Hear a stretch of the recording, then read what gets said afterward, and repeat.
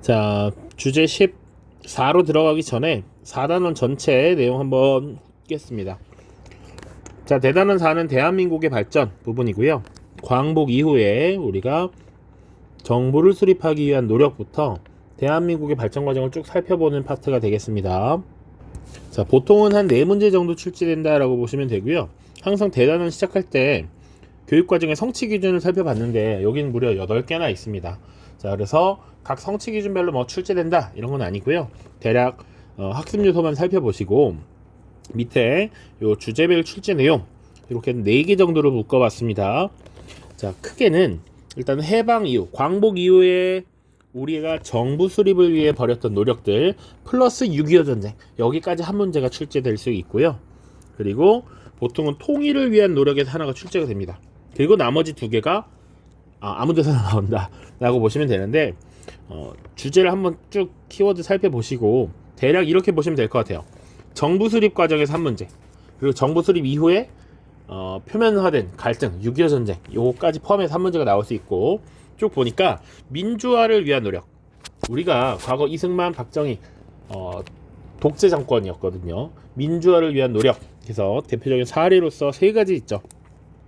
4.19 혁명이라든지 5.18 광주 민주화운동이라든지 6월 민주항쟁이라든지 요 3가지 중에 하나를 보통 꼭 물어보더라. 그리고 하나는 박정희 시대를 물어봅니다. 박정희 시대 경제 발전을 위해서 벌였던 여러 가지 협정이나 정책들, 혹은 박정희 시대의 유신 독재에 대한 저항, 이런 것들이 하나가 출제가 될 수 있습니다. 또 하나는 이제 통일 노력인데, 통일 노력은 박정희, 노태우, 김대중 보통 3명의 대통령을 물어보는데, 만약에 위에서 박정희가 출제되었다면 통일 노력에서는 노태우와 김대중이 출제가 되고, 만약 위에서 박정희가 출제되지 않았다면 통일 노력이 박정희가 나올 겁니다. 그래서 요것은 연동이 되는데, 만약 위에 박정희가 아니라면, 박정희가 혹시 통일 문제로 나왔다면 보통은 YS 김영삼 대통령이 많이 나왔습니다. 그 정도 볼게요. 자, 그래서 출제는 여기 4문제 정도 되는구나 보시면 되고요. 다음 장으로 넘어가죠. 자, 주제 14. 그래서 광복부터 우리가 정부 수립을 위해 노력한 것 플러스 6.25 전쟁까지 볼 텐데, 대략 5번의 시험에서 6문제가 나왔다라고 보시면 됩니다. 정부 수립을 위한 노력, 그리고 재헌의회. 자, 결국 이 남한만의 단독 선거를 통해 구성된 재헌의회. 자, 이 재헌의회가 어떤 활동을 했는지, 또 6.25 전쟁 당시엔 어떤 일들이 있었는지 이런 것들을 쭉 알고 계셔야 됩니다. 그래서 밑에 연표도 있고요. 내용이 되게 많은데 사실 나올 수 있는 키워드들은 한정되어 있습니다. 그래서 그냥 딱 보면 복잡하지만 내용을 어느 정도 알고 가야 한다. 자, 요 큰 틀만 일단 연표로 보죠. 자, 1948년 8월 15일 광복을 맞이했고요. 광복을 맞이한 우리는 이제 일본의 압박으로부터 벗어나서 새로운 국가 수립을 위해 노력합니다. 그래서 국내에 있었던 여운형을 중심으로 조선건국준비위원회라는 단체가 발족되어서 활동을 하는 것 하나 있고요. 사실은 어쨌거나 일본이 패전국이었고 승전국이었던 이 연합군에 의해서 한국 문제가 처리가 되기 시작합니다.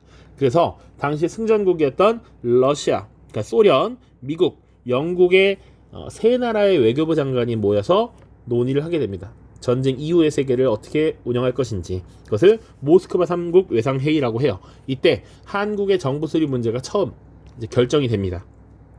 자, 이 결정 내용 중에 가장 중요한 것 중에 하나가 일본을 무장해제시키기 위해서 38도선 이남에는 미국이, 이북에는 소련이 들어와 있단 말이야. 그래서 이 미국과 소련을 주체로 하는 위원회를 결성해서 한국 정부를 어떻게 수립할 것인지 논의해라 라고 했어요.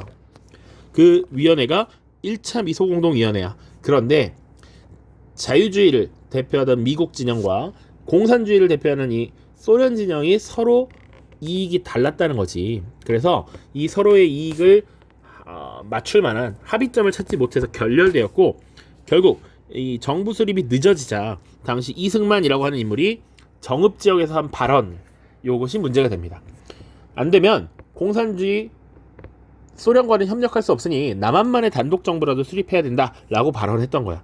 이것이 당시 사회에 큰 충격을 줬습니다. 우리 민족 사이에 나라가 둘로 나눠진다? 분단된다? 그거 안 되지. 좌파 우파 싸우면 안 되니까 좌파 우파 힘을 합쳐서 통일정부를 수립하자라고 했던 것이 좌우합작운동입니다.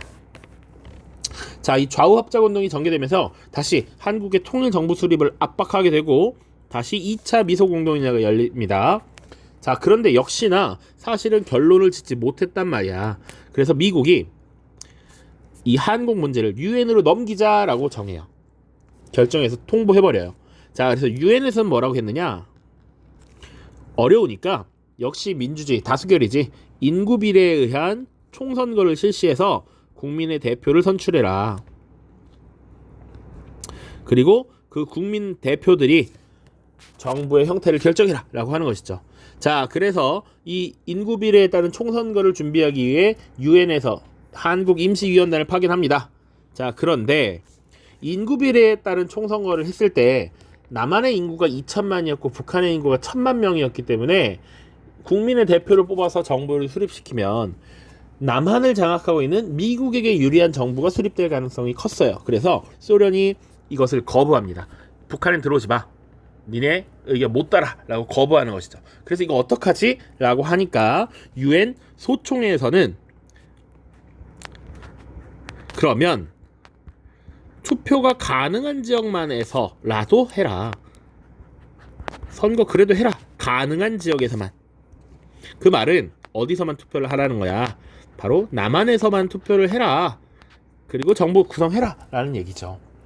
이 소총회의 결정은 결국 남한과 북한의 분단을 의미하는 것이었어. 그래서 이 분단, 단독 정부 수립을 반대하기 위해서 남북 협상이라고 하는 것, 그리고 제주 4.3 사건이 일어납니다.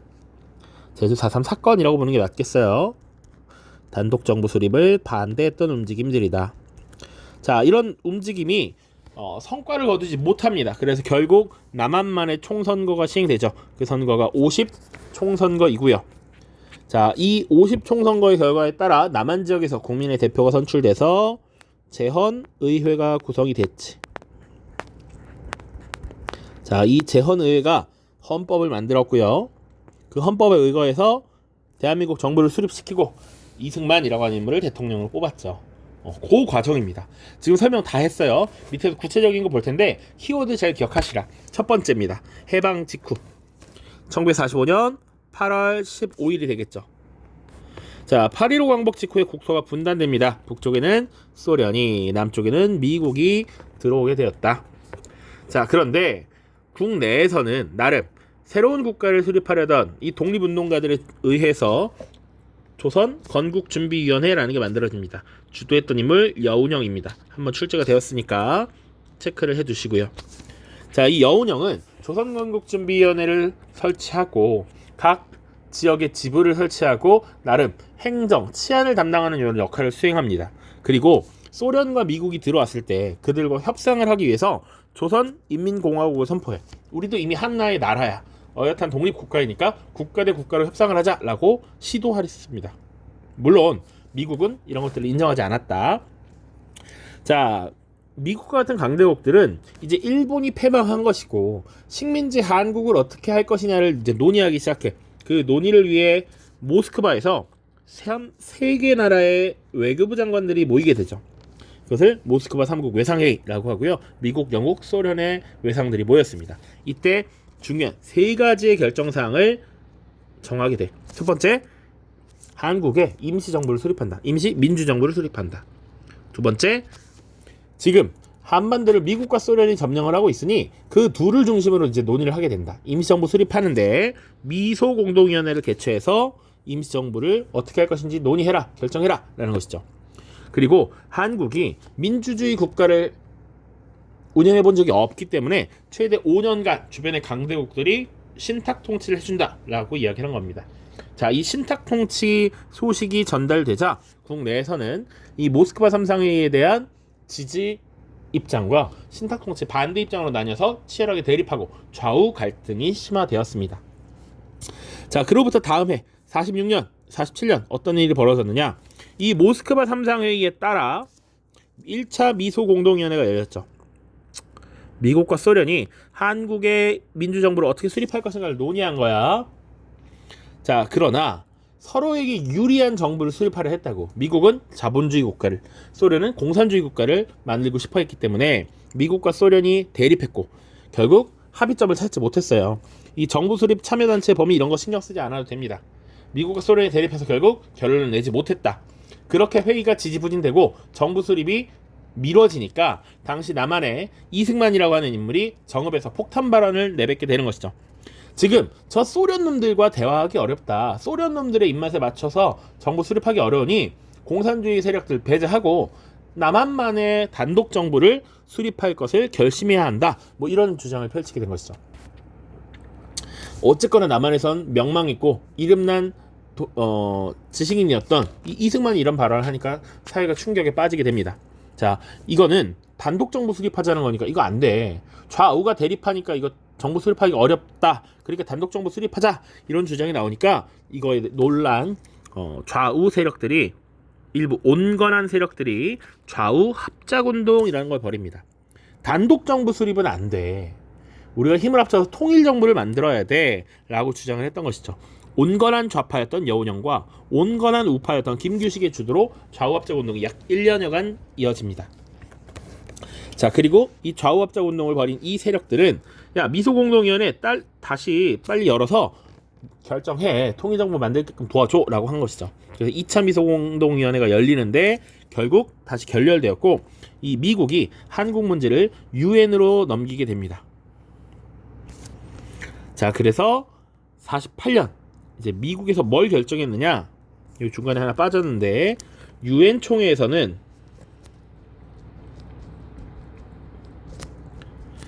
인구 비례에 따른 총선거를 실시하라 라고 얘기해요. 자, 그래서 인구에 비례하여 총선거를 실시하고 국민의 대표를 뽑아서 그 대표들이 논의해서 정부를 구성해라 라고 했던 것이야. 자, 그런데 인구 비례라고 했을 땐 당시 남한의 인구가 2천만, 북한의 인구가 1,000만이었단 말이야. 그러니까 만약에 유엔의 결정대로 인구 비례에 따른 총선거를 실시하면 실제로 누가 유리해? 남한의 대표가 많이 뽑히기 때문에 미국에게 유리해. 그래서 소련이 이 유엔 사람들이 북한에 들어오는 것을 입북을 거부합니다. 그래서 어떻게 하지? 유엔이 멘붕이 온 거지. 그래서 다시 유엔에 보고를 하니까 당시 급하게 열린 유엔 소총에서 뭐라고 했느냐? 선거가 가능한 지역에서만이라도 총선거를 실시해라. 그 말은 남한에서만 실시해라 라는 것이죠. 남한에서만 국민의 대표를 뽑아서 남한 사람들로만 그들이 원하는 정부를 구성해라. 이는 단독 정부를 수립해라 라는 말과 똑같죠. 결국 분단이 기정사실화된 겁니다. 자, 그래서 이거에 대응하는 단독 정부 수립 반대 운동이 나타납니다. 하나가 제주도에서 일어났던 4.3 사건이야. 자, 당시 좌익 계열이라고 할 수 있는 남로당의 주도하에 단독 정부 수립 반대 운동이 일어났습니다. 여기 당연히 분단을 막으려는 일반 주민들도 많이 가담을 했겠죠. 그런데 이 당시에 4.3 사건이 혼란스럽게 되고 50 총선거를 제대로 실시하지 못하게 되니까 나중에 이승만 정부와 우익 세력들이 이것을 무력으로 진압합니다. 이 과정에서 여수와 순천 지역의 군인들이 또 정부에 반항하는 여수 순천 사건이 발생하기도 해요. 그래서 지금 여기서는 근데 포인트는 단독 정부 수립에 반대하면서 제주 4.3 사건이 일어났다. 그리고 무고한 민간인이 공권력에 의해 많이 희생이 됐습니다. 이때 제주도 인구의 약 10분의 1 정도, 3만 명 정도가 희생이 되었다라고 보죠. 그리고 우리 민족의 독립을 위해서 힘썼던 김규식 선생이 단독 정부 수립은 안 돼. 끝까지 통일 정부를 수립하기 위해 노력해야 돼 라고 주장하면서 북한으로 건너가서 김일성, 김도봉을 만나 협상을 진행하죠. 역시 단독 정부 수립 반대 운동이었습니다. 이것을 남북 협상이라고 한다. 둘 다 1948년 4월에 있었던 일입니다. 그런데 이런 노력에도 불구하고 결국 남한만의 단독 선거를 막아낼 수는 없었다. 결국 총선거가 실시가 되죠. 남한에서 실시됩니다. 5월 10일 50 총선거가 실시됐고요. 이 선거는 대한민국 최초의 민주주의 선거로서 선거의 4대 원칙이 준수된 선거였습니다. 그런데 이 총선거가 결국 남북 분단으로 이어질 것을 모두 알고 있었기 때문에 남북 협상 세력이나 일부 중도 세력 그리고 좌익 세력들은 여기에 불참해. 김구 선생도 불참합니다. 자, 결국 선거 결과 임기 2년으로 하는 재헌국회의원이 198명이 선출이 되었고 실제로 재헌국회가 구성이 됐죠. 말 그대로 지금 재헌국회니까 가장 먼저 뭘 해야 돼? 헌법을 제정해야죠. 1948년 7월 17일에 헌법이 제정되었고 그리고 이 헌법에 따라 정부의 형태를 결정을 했습니다. 그래서 삼권 분립, 대통령 간선제를 채택했고요. 헌법 전문에 임시정부의 법통성을 계승한다라고 얘기했습니다. 그래서 이 헌법에 기반하여 대한민국 정부가 수립이 되었다. 대통령 이승만 기억하시면 돼요. 자, 그렇게 대한민국 정부가 수립되었고 여전히 임기가 남았던 이 재헌국회가 2년간 활동을 벌이게 되죠. 이 재헌국회의 활동이 출제가 될 가능성이 높아 보입니다. 자, 하나, 넘버 1 반민족행위 처벌법, 넘버 2 농지개혁법입니다. 우리가 일본으로부터 지금 나라를 되찾고 정부를 수립했으니까 과거 일본에 협력했던 반민족 행위자를 확실히 처벌해야 나중에 나라에 이런 위기가 생겼을 때 배신하는 일들이 안 일어난다라고 믿었던 것이지. 그래서 이 재헌의회, 재헌국회에서는 반민족 행위 처벌법, 약칭 반민법을 제정합니다. 자, 당연히 광복 이후 친일파 청산 여론이 커졌고요. 반민법을 제정했고 그 법에 의거해서 반민족행위 특별조사위원회 반민특위가 결성됩니다. 그래서 활동을 열심히 했어야 했는데 당시 이 반민족행위자들 소위 친일파들은 당시 이승만 정부의 곳곳에 요직을 차지하고 있었거든. 그래서 이승만 정부에서 협조하지 않았다. 그리고 이 친일파들이 반공투사로서 표변하면서 태세전환하면서 자신들이 애국자라고 주장하는 이런 모습들이 나타났죠. 그래서 이승만 정부의 비협조로 이 친일파를 처벌하는 데 어려움을 겪었다. 특히 반민특위에서 활동하는 국회의원들을 간첩으로 몰아서 국회 뿌락지 사건을 만들어서 지금 간첩으로 몰고 이들이 활동을 하기 어렵게 만들어버렸다. 또 반민법을 개정해서 활동을 하기 어렵게 축소시켜버렸다. 이 정도입니다. 물론 자세하게 얘기했지만 재헌국회 활동을 옳은 것은 반민족행위 처벌법을 제정하였다. 반민특위를 구성하였다. 그 정도만 알아도 충분합니다. 농지개혁법 마찬가지야. 과거 전통적으로 남의 땅을 빌려서 농사짓는 소작농이 많았기 때문에 내 땅을 농사짓는 것을 원했던 농민들이 많아. 그래서 농지개혁법을 제정해서 정부에서 땅을 사들여서 농민들에게 유상으로 분배했다라는 겁니다. 그래서 전통적인 지주전호제가 소멸되었다 정도 보시면 돼요. 마지막 6.25 전쟁입니다. 요거는 2년 뒤 1950년에 있었던 일이죠. 북한이 6월 25일 새벽에 남침을 하기 시작합니다. 그래서 3일 만에 수도였던 서울이 털리게 되었고요. 쫙쫙쫙 밀려서 딱 동강 지역에 방어선을 구축했죠. 자, 이렇게 밀리나 싶었는데 유엔군이 참전해서 대한민국을 지켜주게 되었지.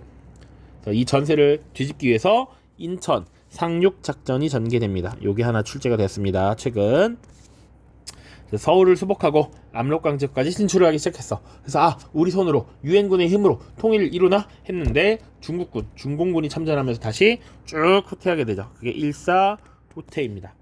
그리고 나서는 이제 38도선 인근에서 공방전이 지속되고 전쟁이 장기화되었다. 자, 그래서 정전협상을 체결했고, 자, 정전협정이 완전히 체결된 것은 1953년 7월 27일이었다. 1953년 7월 27일 정전협정이 체결됐죠. 자, 당시 이승만 대통령은 전쟁을 끝까지 치러서 통일을 해야 된다라고 주장을 했어요.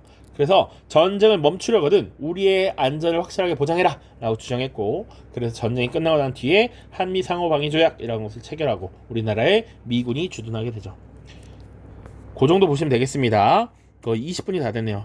기출선지 보시면 1차 미소공동위원회가 개회되었다. 좌우합작위원회가 주도되었다.